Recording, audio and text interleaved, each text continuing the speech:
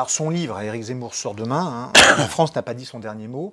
Il n'y a pas de chiffres, il n'y a pas de projet, il n'y a pas de programme, mais il y a un ton qu'on a entrevu d'ailleurs lors de son émission chez Laurent Ruquier samedi dernier. Cette émission lors de laquelle il a dit que lui, président, tout Français devrait avoir un prénom français. Enfin, il n'y aurait pas de Français prénommé Mohamed, ce qui a choqué beaucoup de monde. Qu'est-ce que ça raconte du débat aujourd'hui ?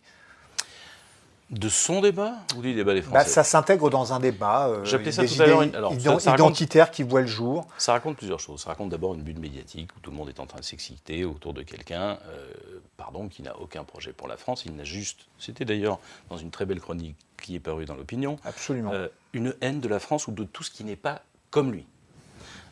Grosso modo, un fils d'immigré portugais, s'il s'appelle José ou Manuel, c'est pas bien.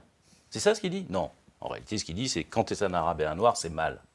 Donc c'est du racisme, excusez-moi. Parce que le coup du prénom, il y a des tas de gens qui sont venus de Pologne il y a très longtemps. Parfois, ils ont des pronoms polonais. C'est une insulte à la France ? Ils n'ont pas contribué à la France ?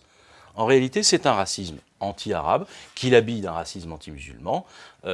C'est une haine. Voilà.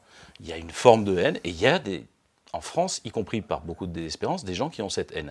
Et la haine, elle est mue par deux choses, par l'ignorance et par la peur.